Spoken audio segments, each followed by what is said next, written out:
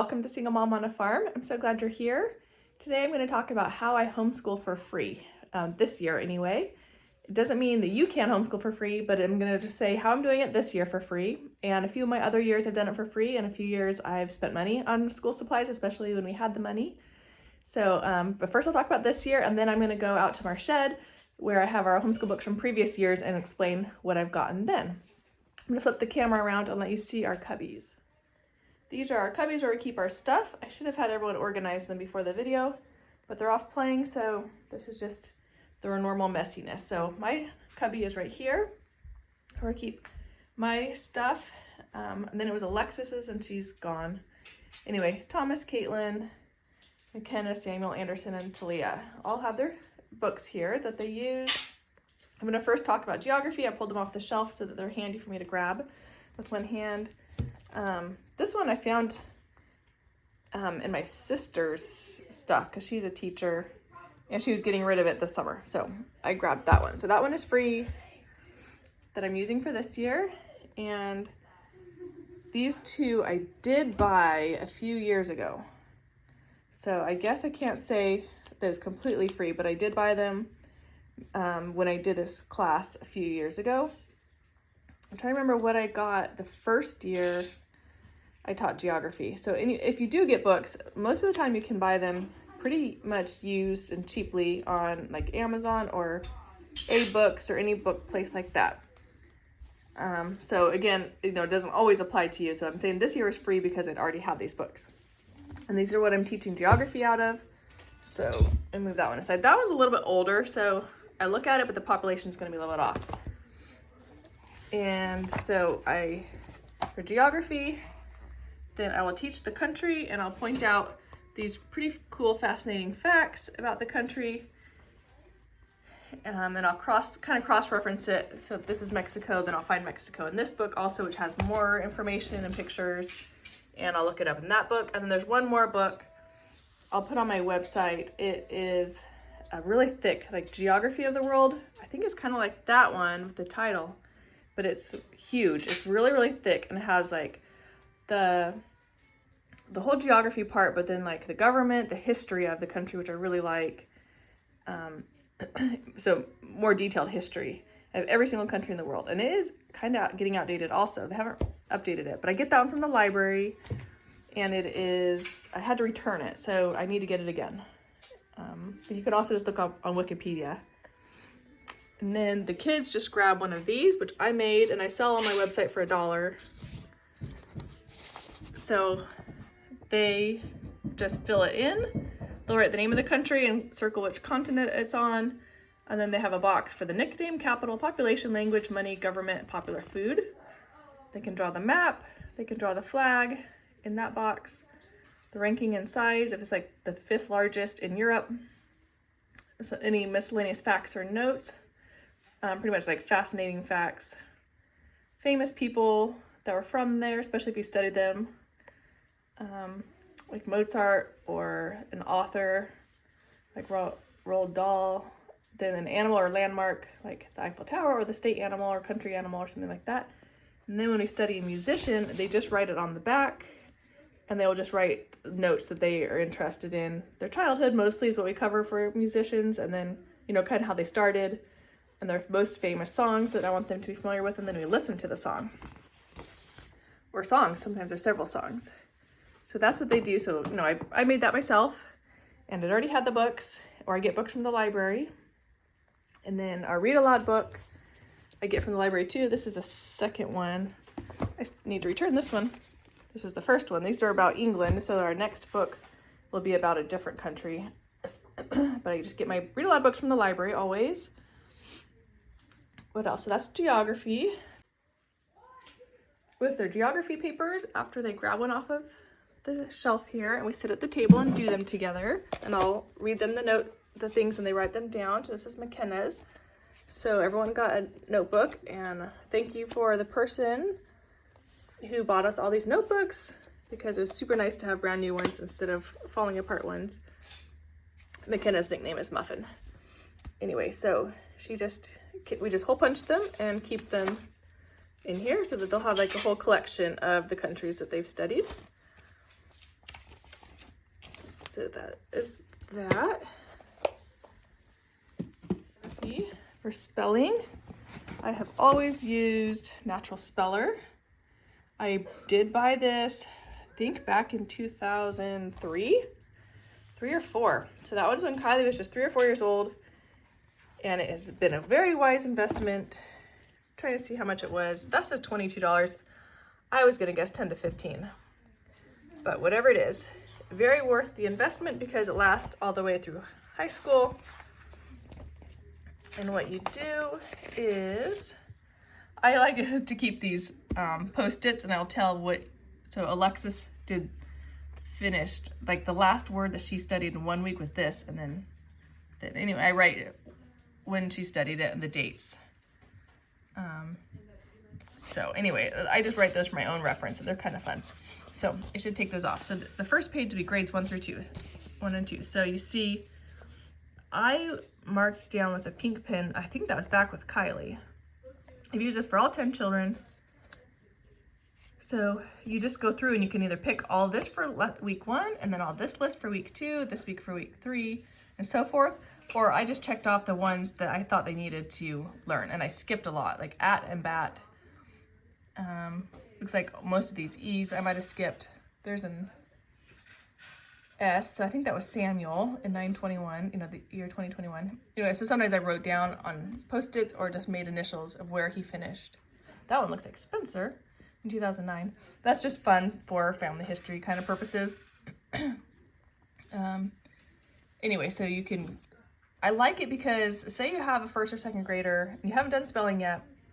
So then you think, okay, where are they? And you could just ask them these verbally until they've missed some. Say maybe they don't miss one until over here. And then you could just start the list over here and just skip ones that they already know. Or if you feel like you already know them child pretty well, you can just skip them and just kind of figure out, okay, I usually at least do the 4-letter words. Like I would skip got and hop, but I would do drop and shop because they're a little bit harder. And then I did hot and block, looked harder. And then I skipped all these ones because I knew that they already knew them. Such, club, and much in the U, short U sounds. Anyway, I think you get the idea. And then, so this is all for grades 1 and 2. And then they'll have like a list of homophones, number words, color words, contractions, and I'll add some of my own that I think of. Like I did road and road. Somebody wanted burgundy and turquoise. I think Madeline asked for that. She's a very, very good speller. She was just like this little prodigy speller. When she was 2 and 3 years old, she was spelling really hard words. So I would add colors that she requested. It tells you some ways to like add S or ing or ed to words. So you could change it from bring to brings, bringing, brought. It has some advice for things like that. But basically I would just go through the lists here and make your own list. And so then there's all grade 3. Here are grade 4 words. And it goes all the way. There's grade 5. You can see they get harder and harder. Here's some blank paper that I'm gonna keep making our list. This is where someone is right now. Grade 6, grade 8, and some other fun activities you can do with them. Harder contractions, here's Greek word parts. I think it goes up to grade 8. More teaching tips. Things like that. Usually by then they're pretty good spellers. There's some, and then I can go on to different harder vocabulary books and writing books and things like that for high school. So that's Natural Speller. And what I do for that is, here is,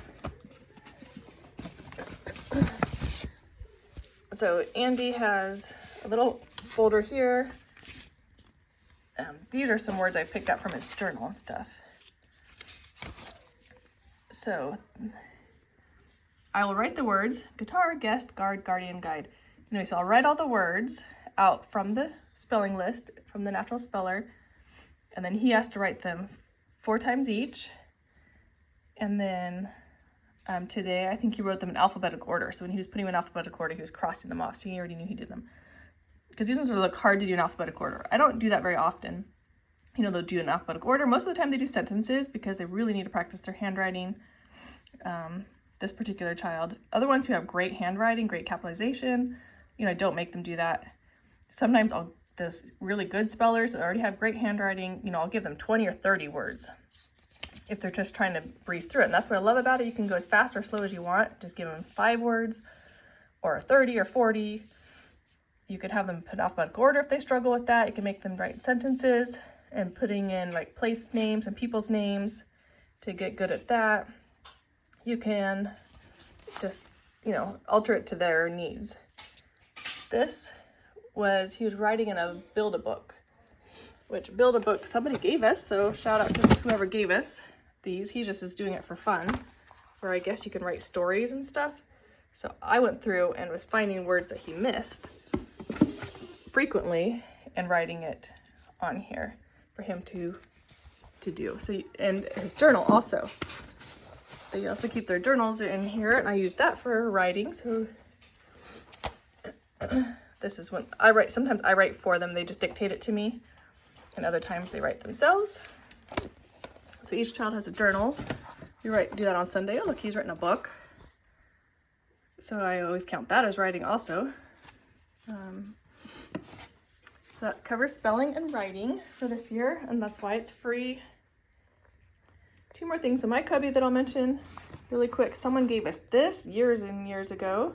It's Uncle Josh's outline map book. So sometimes it just sits in my boxes in the shed until I get to geography or use it. But you can just make photocopies of countries if you want them to be able to fill them out. So sometimes I haven't used it a whole lot, but if people give you things, just keep it and try to find a good way to use it. And they're also doing first aid. And this is my first aid book from college. So I'm just going to teach them directly from it. It's pretty good. This is my gardening book where I keep my seeds and like tags from any plants I buy. I keep them in there. And this is also a gardening notebook. And this is my sketch journal. We all have sketch journals. And this is my planner. I guess I'll show you this real quick. It doesn't have to do with teaching for free, but if you're interested. So I just made my own tabs on the outside for school years. And so I just write each child. This was 2021. So Alexis was in 12th grade. And so she was doing geometry and algebra 2. And so I just write down their subjects that they're doing.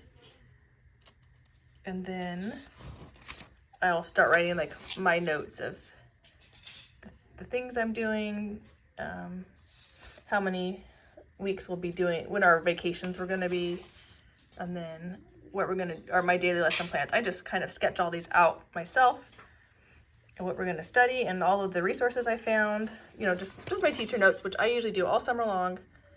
And I go through the textbooks that I already have in our shed, and I write out my notes of what we're going to study. This looks like it was early American history. And then I have all of our other years kind of the same. Daily history plans. Try to find that. Then, what each child is doing, which grade they're in, what they're going to be studying. So that is about what we're doing to be homeschooled for free this year. The big geography curriculum is what I've been teaching all of the kids all together.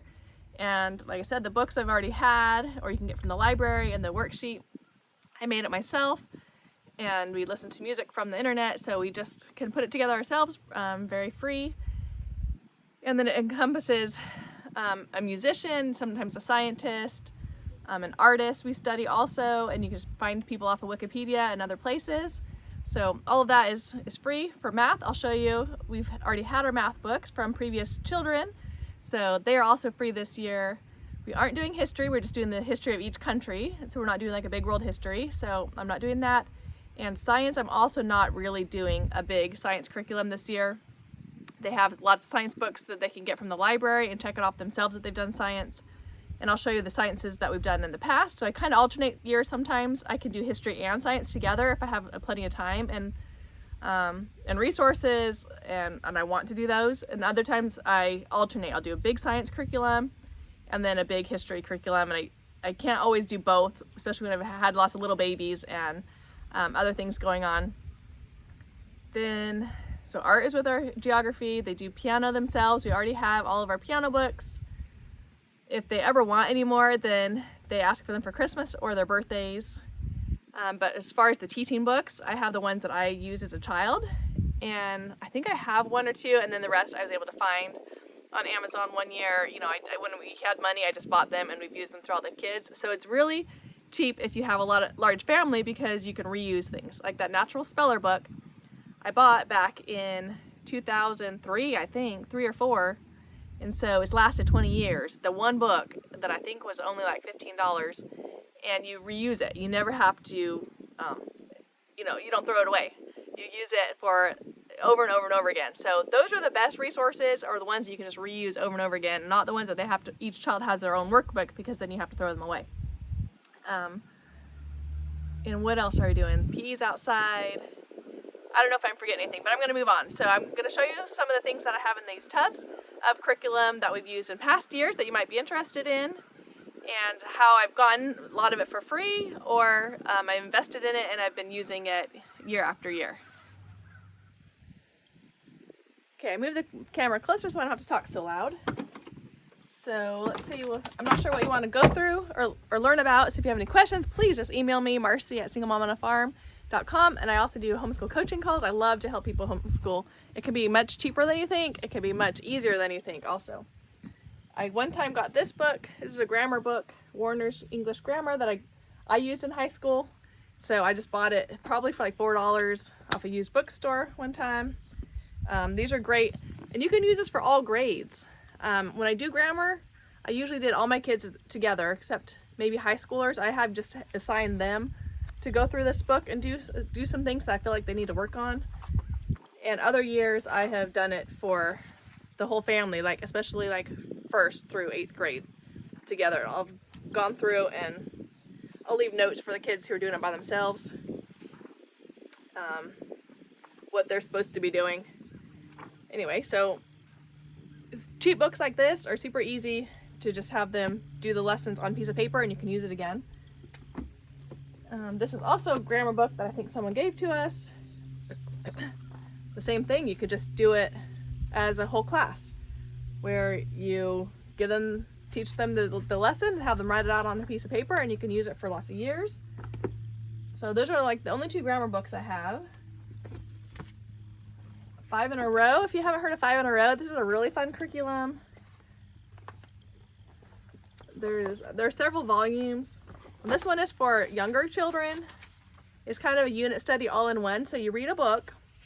So for example, this one says a story about peeing, and you read it's a picture book for children, and then it will tell you all the ways you talk about it or do activities. And so it talks about talks about social studies, geography, about China, culture, literature, things about it. Then it helps you go through the art, the medium that they used, and have you do an art project. So there's 3 or 4, 5 different lessons about art that they teach you in it. They help you look for like metaphors and similes. They have some math, counting skills, some science about it, about ducks, about buoyancy, health and safety. You can talk about lifeguards and life preservers and swimming alone and everything, because it has water in the book. There's a lot about reflection of light. So anyway, there's like 3 or 4 pages per book. So that's all you have to do is buy this book, which again, they're used. I first got it free, and then I lent it to somebody, didn't get it back. So I bought these ones. I think I bought them both for like $15 off of like a used Facebook Marketplace homeschool group or something like that. And you can keep it for a long time. I just go through and I mark which books we want to do, and you get all the books from the library and you read them usually like 5 days in a row, which was the name of the title. 5 in a row is because you read them on Monday and you read the whole picture book, And each day you learn new things, and new things are jumping out at you, and you do more of the art projects or the science projects or something like that. Sometimes they'll tell you like take a little field trip to a pond. Anyway, those are really fun. They're really fun for little kids because you're just sitting there all cuddled up, reading a little picture book with them, and you're talking about the book so much. I just love talking about books with my children, and they're asking good questions, and I don't know, I just feel so uplifted when I do that curriculum. So I recommend that one, starting as probably as young as age 3. Even 2-year-olds can listen to a picture book and do part of the activities. They will love feeding the ducks, and that's what it says to do for peeing, and doing the art projects and talking about it. Let's see, every once in a while, this is again a book that I used in high school, so I liked it. So I found you can find these pretty cheap on Amazon, like $8 or $10. So I did get one of these. They'll have different grade levels on them. So every once in a while, maybe about like twice their whole life, I'll get them just one vocabulary book to make sure that they are good at vocabulary. Like, I don't do the same curriculum year after year after year. I just feel like it's so repetitive and so boring to them to get a spelling book every single year. And that's why I do the natural speller, is I can pick out the words that they need, and I can pick out words from their journals that they need. And I usually even do that only every other year, because other years I might be focusing a whole bunch more on science or a writing or grammar or something, and they don't need it all every single year. Let's see, for another language arts, we do like learning language arts through literature. These, I want to say they're pricey, which I think they're like $20 or $30 a person. I should have looked up the prices. And so we've only done these when we had money, when my husband had a job. And then one year in Utah, we belonged to a program through the state that gave homeschoolers money to buy curriculum, or you can submit your receipts and get reimbursed for it. So I did get these. The high school ones you don't write in, you write on a separate piece of paper, so that was really nice. I could keep them. The younger ones, they write in them. And it can get kind of tedious. I think they're very thorough, they're very excellent. I wouldn't do them year after year because it's kind of tedious, and they can get boring a little bit. But they were awesome for the few years that we had money to pay for them.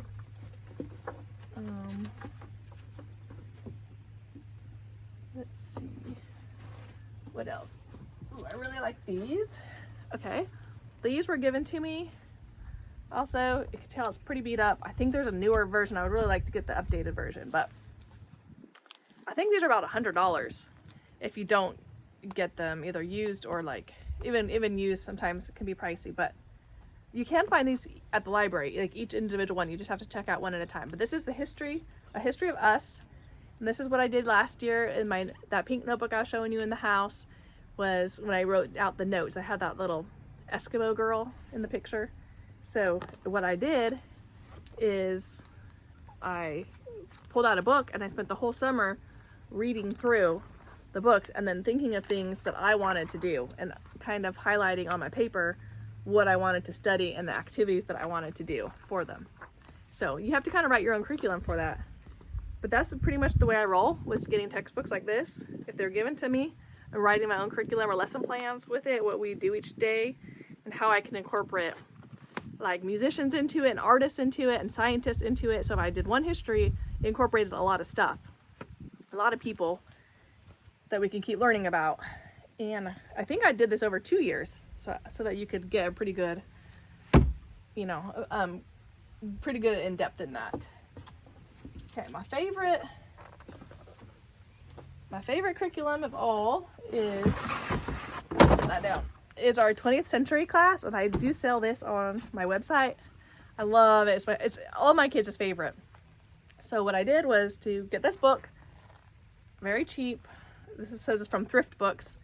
So you buy this book, and then I have a worksheet that I wrote by myself, and it comes with the curriculum when I sell it to you if you want to buy it. And I'm not meaning to sell my stuff. I'm just explaining what I do. This is our favorite. So this is just the 20th century. And so every single day of the school year, you do 1 year. So you study 1900 for one day, and the next day you study 1901, then 1902, 1903, and they'll write down all the cool things in here, and then you can do any of these activities, but I have it all written out for you.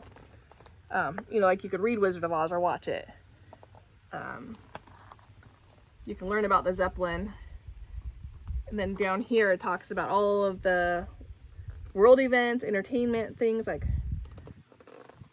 the Brownie camera was invented, the second games opens in Paris, so you can study you can just go into depth so many things, any of these facts. From 1904, there's the St. Louis celebration, so you could watch Meet Me in St. Louis if you wanted. You can just pick any of these things and keep on studying more in depth. I mean, there's so much to study. There's Helen Keller. Anyway, I won't go into that too much, but the whole curriculum is on my website. That again talks about you study a musician in depth, and an artist really in depth, and then famous scientists, and historical events, news events, and I do it with the whole family. It's great for like K through 12. Like everybody loves studying this. And then you cook the foods. Every night you cook a food that was invented in 1901. And then later on, more like in the 40s and 50s or 60s, you can start buying the foods that were invented, which like is a supplement, like M&Ms or hot tamales or something like that, or bagged chips, just for kind of to go with your dinner. You'd be like, this was invented this year. Kellogg's cereals, which I'm not really a processed food family, but it was fun to just get one little treat or something and say, this was invented this year, and it makes the history come to life.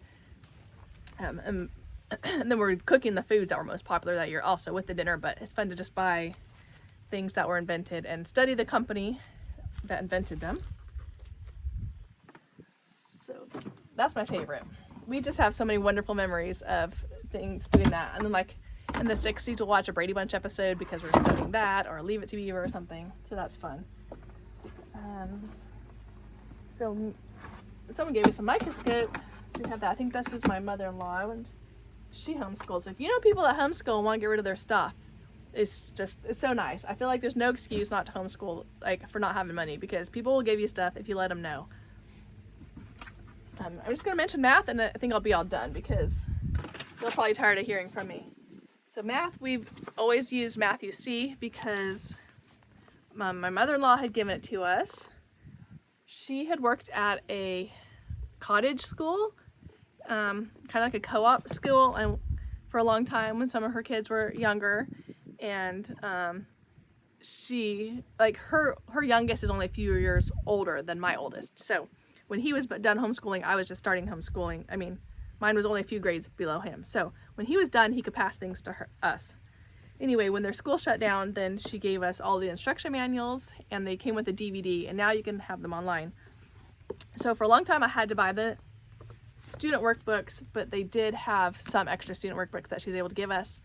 And then the year in Utah, where we had the money from the state schools that were giving us homeschool money to buy, then I was able to buy a bunch that we needed so that we have like all the grade levels. So that's nice. And then the other way that I cheat a little bit is not letting one student do the whole book, but I usually separate it, like divide it for 2 or 3 kids. And so just to make them stretch longer, because these are you do write in them.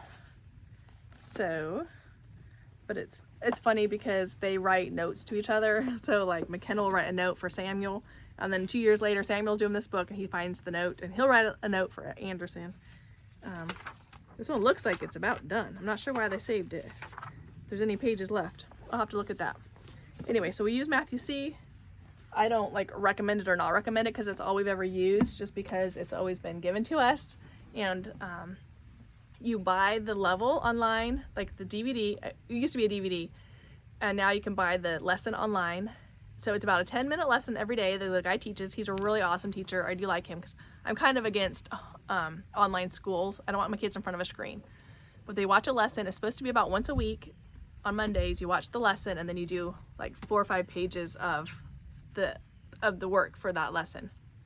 But you can go as fast or as slow as you want. So you can make it last 2 weeks if you want. You could watch a lesson almost every day if you were like zipping through it and finish it really fast. You can go at your own pace. But the lessons are only about 10 minutes. So you can log into an account on the Matthew C. website, and they watch the 10-minute lesson and then do the thing. Oh, and so each grade level was like $40 at least. Oh my gosh, I think it's getting expensive now. Maybe it's like $40 just for the manual, or just $40 for the video. It might be like $100 for like everything. So it's pretty pricey if you have a lot of kids. You're gonna be spending $100 per kid. So I'm glad that at least I already had the instruction manual, which actually we don't really use very much. It has the answers in it, which is great for like multiplication, like the 3-digit and 4-digit multiplication. You can go through and like, you know, grade your kids' work pretty fast. You don't really need an instruction manual for like 1 + 1. But anyway, because mostly the instruction is on the website, the teacher. So when we had that extra money, I just went and bought all of the lessons. I think they cost like $40 per grade and on digital. So now I'll have them for digital for the rest of my life. So that any grade level a child is in, they'll have it. Because it's kind of the same as just buying the DVD and keeping it. So anyway, so I have this whole bucket full of the different different instruction manuals, and it looks like we'll probably need a new pre-algebra workbook because the last child finished it. So I will have to spend money on that probably next year, when unless she has it in the house. The child might have it in the house because we don't use these very often.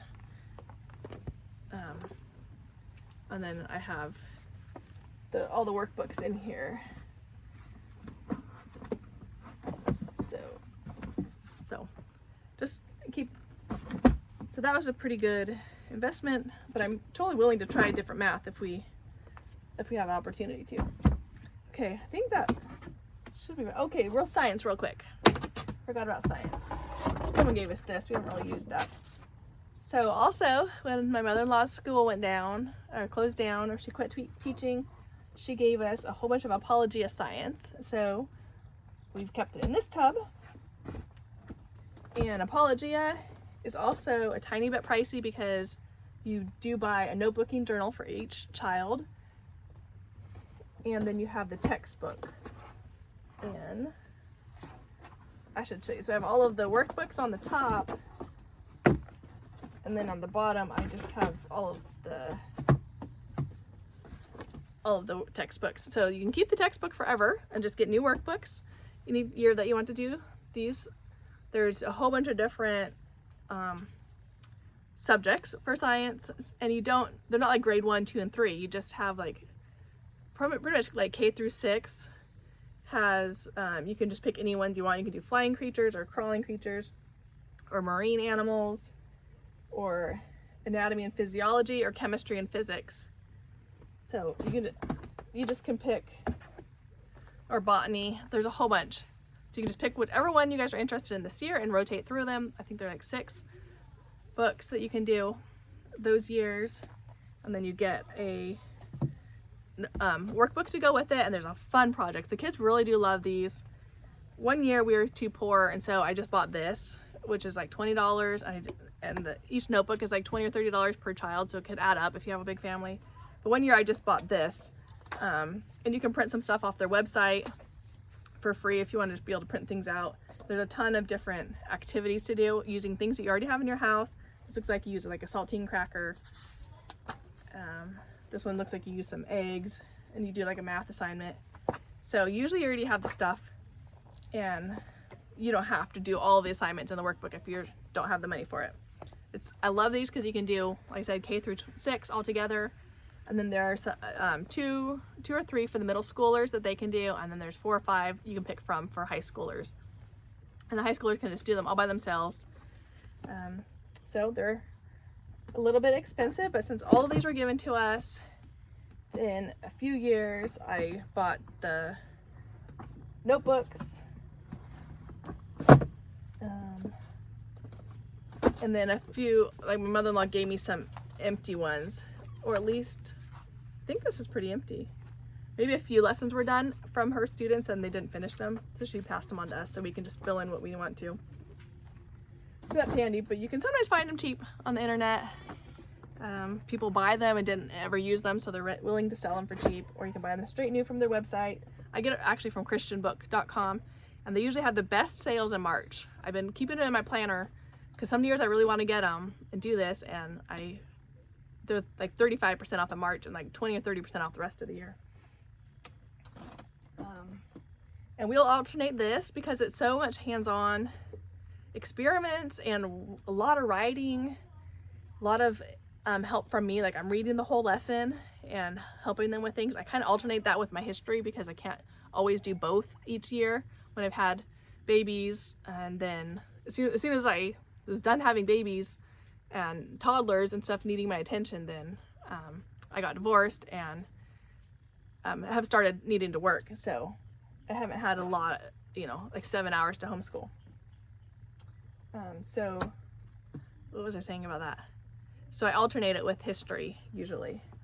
And even maybe the writing too, because there's so much writing in here. I feel like that counts. There's even handwriting pages in here, and there's a lot of writing. They even teach you how to,